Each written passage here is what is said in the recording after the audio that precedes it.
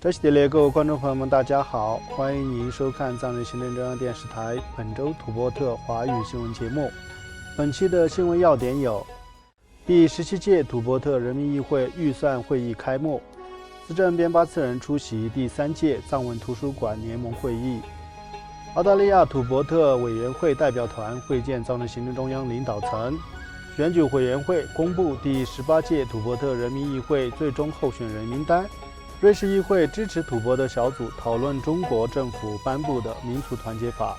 日本僧团成员在大阪举办有关土伯特为主题的活动。敦珠加卜正式就任藏人行政中央驻南非代表。每周回顾90华诞及慈悲年庆祝活动。下面请看详细内容。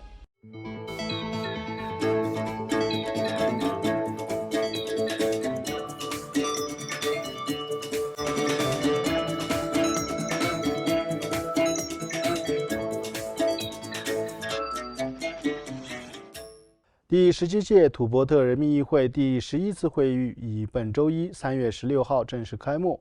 本次会议将审议藏人行政中央各部门2026至2027年财年的预算。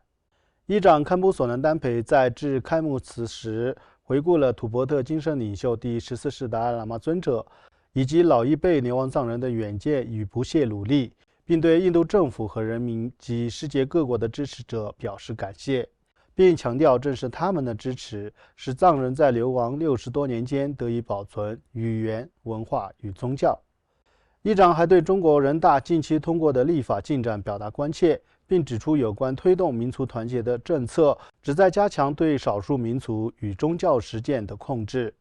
会议期间，议会还提出悼念动议，缅怀达赖喇嘛尊者的弟弟阿里荣波切丹增曲节于今年2月17号圆寂。藏人行政中央司政兼财政部长边巴次仁在会议上提交了藏人行政中央2026至2027财年预算案，总额为34亿卢比。随后，预算审查委员会主席丘扎嘉措提交了委员会的报告。当前会议正在进行当中，将依次审议各部门的预算和通过相关决议案。另外，藏人行政中央司政兼宗教与文化部长边巴次仁于上周五3月13号在印度北部达仁萨拉出席了第3届藏文数字图书馆联盟会议闭幕式，并发表主旨演讲。司政边巴次仁在讲话中指出，藏文数字图书馆是第16届噶夏的重要倡议之一，旨在将藏传佛教各教派的藏文经典以及其他传统文献进行数字化保存，确保在人工智能与先进科技时代能够长久保存这些珍贵的文化遗产。司政进一步强调，完成这一项目具有极其重要的意义，因为这些典籍中所蕴含的教义与思想原则能够为全人类带来巨大的利益。司政进一步介绍了土伯特境内日益严峻的挑战，警告中国所谓的民族团结法正在加速同化政策，威胁土伯特独特的文化、语言与宗教认同。此次为期2天的会议由宗教与文化部主办，共有来自49座寺院和文化机构的54名代表参加。此外，澳大利亚土伯特委员会组织的土伯特团结之旅代表团于本周访问了藏人行政中央总部，并与政府议长和司政边巴次仁举行了会晤。代表团由澳大利亚前参议员、澳大利亚土伯特委员会联合主席珍妮特·赖斯以及该委员会执行主任佐伊·贝德福德博士率领，并于本周一3月16号会见了议长堪布索南丹培和副议长卓玛次仁。随后，代表团在噶夏秘书处会见了司政边巴次仁。在会晤期间，政府议长和司政感谢澳大利亚政府通过人道主义签证途径支持流亡藏人。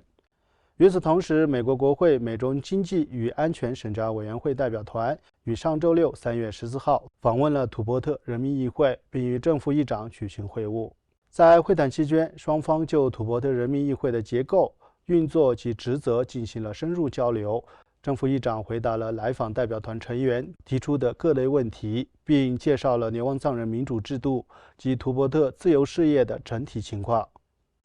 另外，藏人行政中央选举委员会于本周三3月18号召开新闻发布会，公布第18届土伯特人民议会选举的入围候选人名单。在新闻发布会上，选举委员会宣布，候选人的姓名及简要履历将公布在该委员会的官网上，并鼓励选民熟悉参选者的情况。委员会同时宣布，候选人及其支持者的竞选活动于2026年3月18号开始，并将于2026年4月23日下午5时结束。选举委员会最后呼吁所有符合资格的藏人积极参与此次大选。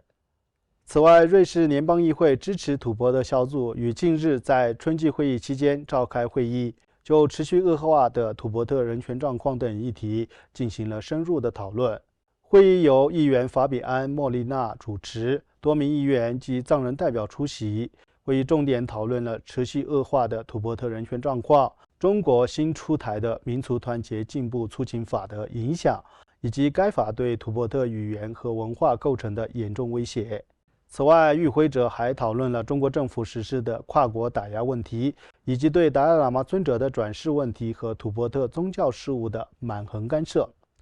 另外，日本支持土伯特团体超级僧茄协会于上周在日本大阪组织了一场以土伯特为主题的活动，活动包括祈祷法会、图片展览以及有关达赖喇嘛尊者生平的纪录片放映。藏人行政中央驻日本代表茨旺加布阿里亚博士在活动上向与会者介绍了达赖喇嘛尊者的4大人生使命，并阐述这些使命与世界和平与稳定的关联，同时说明了中国当局在土伯特境内进行的殖民式寄宿学校制度的严重性。其他出席活动的发言嘉宾也强调了尊者关于慈悲、非暴力与世界和平的理念，并表达了对土伯特人民维护宗教与文化传统的支持。另外，藏人行政中央驻新德里办事处秘书长敦珠加卜于近日正式就任达赖喇嘛尊者及藏人行政中央驻南非办事处新任代表。现任代表敦珠加卜于上周五3月13号举行的线上仪式上，从驻南非办事处文化官员堪布蒋扬公波手中接任职务。接任仪式在藏人行政中央驻欧盟、西欧和马可里布地区代表仁增曲真根康的见证下举行。在启程前往南非上任前，敦珠加卜在印度北部达仁萨拉觐见了达赖喇嘛尊者，并会见了藏人行政中央司政编发次人及外交与新闻部部长诺增卓玛。请继续收看本期节目的最后一则消息。在土伯特精神领袖第14世达赖喇嘛尊者9世华诞及慈悲年之际，世界各地的藏人社区与支持者在过去的1周继续通过各类活动实践及推广慈悲与利他理念。为体现达赖喇嘛尊者持续推动教育、慈悲与社区福泽的努力，达赖喇嘛慈善信托基金于近日向达仁萨拉的东涅慈善学校的学生发放了学习资料，此举惠及约2000多名学生。同时，该基金会也为残障儿童中心提供了书籍、体育器材和创意学习材料。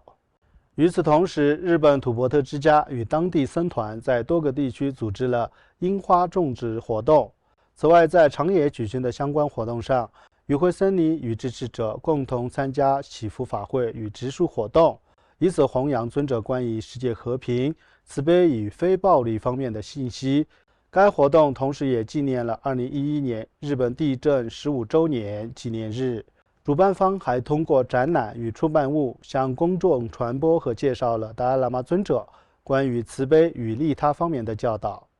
观众朋友们，以上就是本期节目的全部内容。欲了解更多有关土伯特境内外的讯息，请登录屏幕下方的网址。感谢大家的收看，我们下期节目再会。